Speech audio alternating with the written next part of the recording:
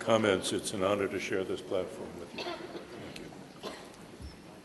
As a journalist, I covered the annual gatherings in September of the UN General Assembly, at which usually the President of the United States would join other world leaders and deliver a well-manicured version of American foreign policy.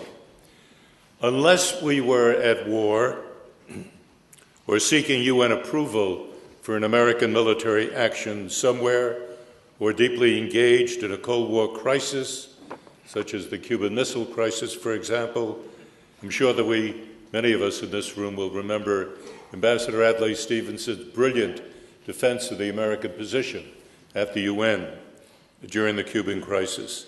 That was a UN highlight. This annual presidential speech rarely has made news. Why do it, you may ask? And answer, if the president did not show up at the UN, it is, after all, in New York, then it would be taken as a sign of U.S. disinterest and possibly withdrawal from the international body. So, show up he does. Over the years, I began to question the need for a journalist to cover the UN. This was not, believe me, a generous attempt on my part to save money for CBS News. It was a selfish attempt on my part to spare me the trouble of going back and forth from Washington to New York, and not for a very important story.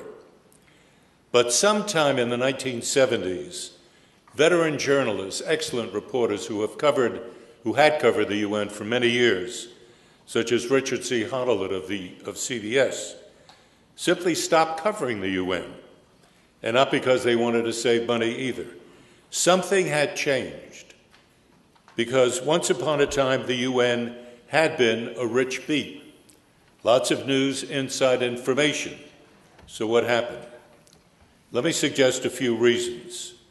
First, what happened was that in the corridors of the UN, where diplomats talk and drink and gossip and engage in mischief of one sort or another, the basic topic of conversation began to change.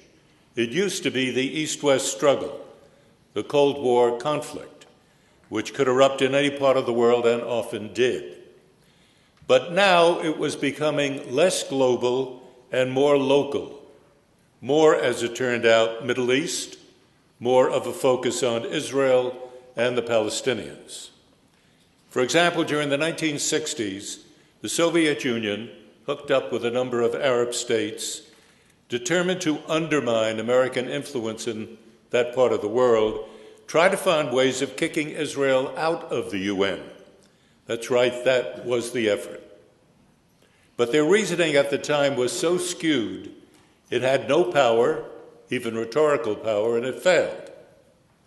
In the mid-1970s, this same combination of states pushed an ugly Zionism is racism resolution through the UN General Assembly. U.S. Ambassador Pat Moynihan labeled it an obscenity. He was, in a way, understating it.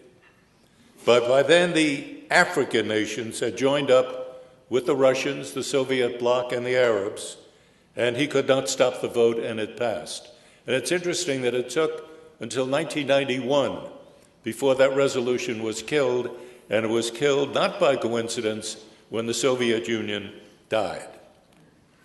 A few years later, Menachem Begin, leader of the Likud party in Israel, won the election and the prime ministership. For his beliefs, he was viciously attacked by Arab governments and media, and many in the American media as well found reason to criticize him. His starchy manner on TV, we all remember the dark suits, the dark tie, the white shirt, his bluntness, his policies that seemed so out of line with American interests, or so they were described, all joined together to create a negative impression which persisted for a long time and affected American attitudes towards Israel. I want quickly to add that was not my experience with Begin. I enjoyed long, fascinating discussions with the Israeli Prime Minister about Israeli democracy, in which he believed profoundly, and Israeli history. Besides, he reminded me of one of my uncles. I've always believed that if some bright graduate student were to do a content analysis of General Assembly debates from the mid-1970s to today, I'm sure the results would show a lopsided preponderance of debate about one issue, basically Israel, wrapped in many different forms. Occupation, similar to apartheid in South Africa. Oppression, primarily against the Palestinian people. Violation of international law and rules, et cetera, et cetera, et cetera. You get the idea. As the Russians would say, it is not an accident that 21 out of 27 resolutions passed by the General Assembly condemned Israel. 21 out of 27. After a while, this story of Israeli misconduct, so far as journalists were concerned, had two consequences at least.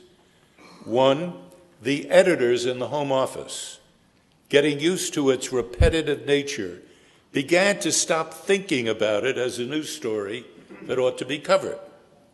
Been there, done that. Editors are restless people. They need something new every day, and these days, every minute. So the decadalates of American journalism were withdrawn from UN coverage. The second consequence was that through repetition, the story began to be accepted as fact. Good journalists will check the facts, but not all journalists are good. But then again, not all lawyers or doctors are good either. What is remarkable about UN coverage is that even though the Cold War has ended and the war on terrorism has begun, changing, generally speaking, the tone and tenor of international reporting, the UN story has remained essentially the same, a low, rumbling, anti-Israel story, sometimes flaring into a major story, most of the time this low roar of the oppressed peoples of the world, in the forefront of whom stand the Palestinians.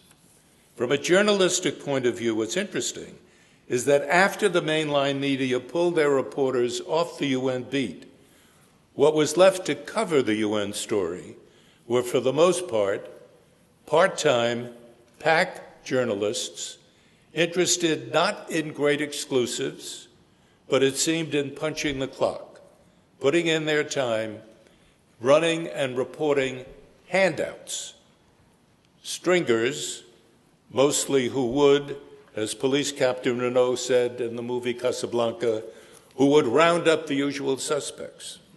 In this case, stories that would usually appeal to editors in the Middle East, Latin America, and Africa.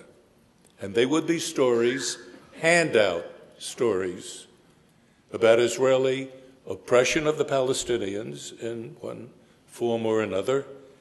Many of these stringers, it must be noted, get paid by the story, meaning that if a story is published or broadcast, they get paid. But if it isn't, they don't get paid. So what kind of a story sells and has proven to sell over the years? Obviously, Israeli oppression of the Palestinians. That comes in either first or second to American aggression against the Arabs and against Islam. American aggression and Israeli oppression are two sides of the same coin. This has been the mosaic of UN coverage for decades. This coverage, this attitude, clearly and negatively influenced a number of conservative senators, chief among them the late Republican Jesse Helms of North Carolina. They began to talk about the UN as an evil foreign body determined to take over the American government even by force. And they strongly opposed the UN, even to the point of withholding American money, dues America owed the UN. Helms even managed to block Senate ratification of the UN Treaty Against Genocide.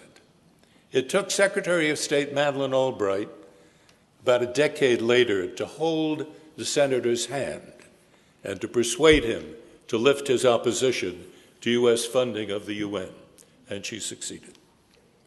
One major reason for this generally Southern, conservative, evangelical opposition to and suspicion of the UN concerned the nonstop criticism of Israel.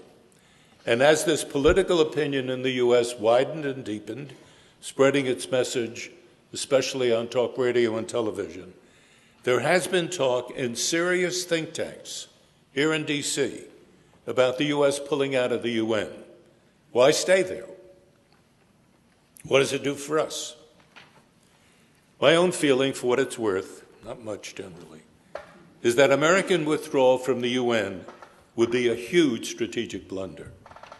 It would deny us the opportunity to influence global events and to seek UN sanction for American initiatives and actions, of which there have been many in recent years. In addition, the UN does do very good work, which is not always apparent.